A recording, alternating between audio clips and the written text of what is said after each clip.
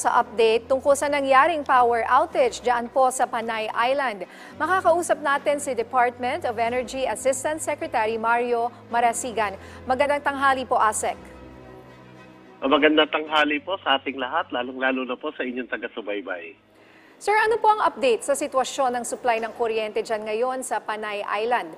Ilang power plants na po ang operational sa ngayon? Sa ngayon po, mayroon pa pong kakulangan ang serbisyo ng kuryente natin sa Panay Island at hinihintay po natin ang pagbabalik o pag-ooperate ng power plant po ng Farm Conception Power Corporation na may kalakihan po ito, 135 megawatts. Sa kasalukuyan po, meron na pong total na 230 megawatts. Ito po ay yung pinaka-latest report ng NGCP na generation sa Panay. Ngunit kulang pa po ito kahit po madagdagan pa siya ng supply ng ating Negros Panay Submarine Cable na almost 14 megawatts. So kulang pa rin po ito kasi ang nabibigyan ng serbisyo ng kuryente natin ay up to a level of 244 megawatts pa lang po. Alam po natin na ang buong Panay po ay mangangailangan ng humigit kumulang 400 megawatts. Okay, so nasa parang mahigit kalahati pa lang po ang naibabalik, sir. Yes po, kaya't kinakailangan po natin na magkaroon tayo ng at least 300 megawatts po sa generation sa Panay Island. Kung kaya tinihintayin po natin ang pagbabalik serbisyo po ng power plant po ng Farm Conception. Okay, kumusta po yung Boracay sa ngayon specifically? Kasi marami pa rin po tayong mga turista dyan.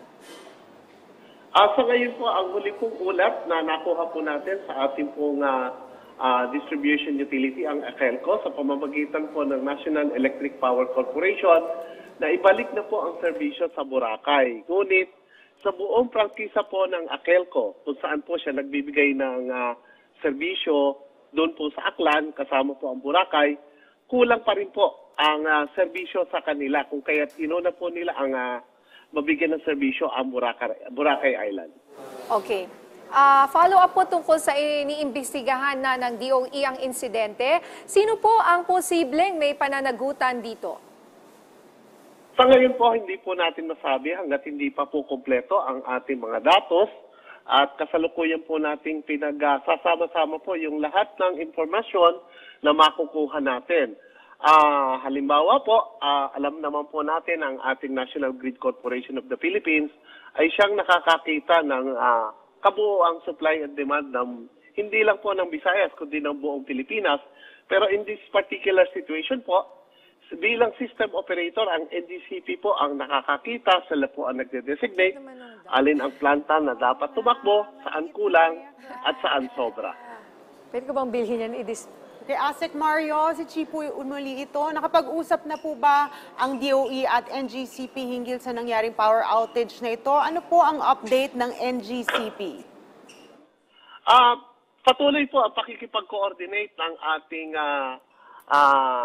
may mga teams po tayo, kasama po tayo, patuloy po ang coordination natin at pagmomonitor ng sitwasyon together with the National Grid Corporation of the Philippines. Kung kaya nga po, inaantabayan na natin ang pagdaloy ng kuryente mula po sa Farm Conception dahil ito po yung makakapagbigay ng karampatang stable supply po para mabalanse natin ang sitwasyon sa Panay base po sa supply at saka sa actual demand ng Panay Island.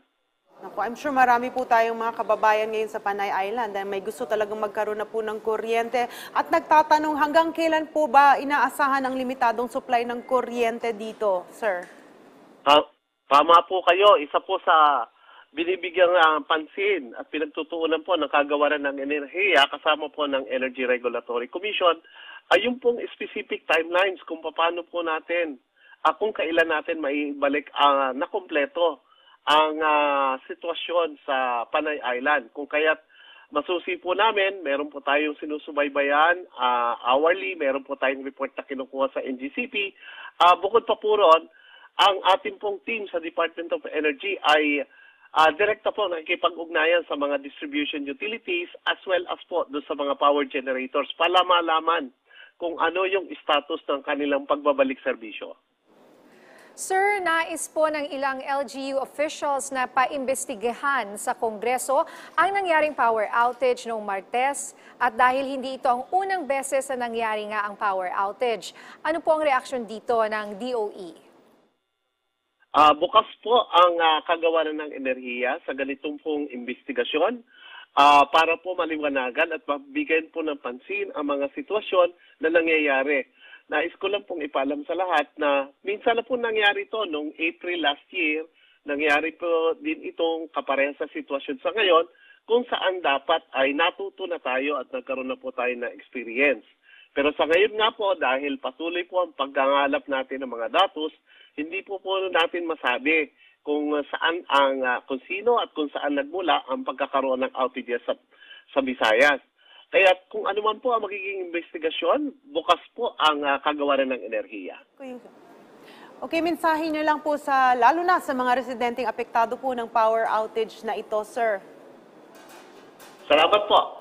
Unang-una po, humihingi po kami ng paumanhin sa ating mga konsumidor sa buong isla ng Panay, including na po yung ating buong Visayas Island, including Negros po, dahil naapektuhan din po sila ng sitwasyon na ito, at least po hanggang kahapon. Humihingi po kami ng pasensya at sana po maintindihan din natin ng ating mga konsumidor na ginagawa po natin ang lahat para maibalik agad ang serbisyo ng kuryente.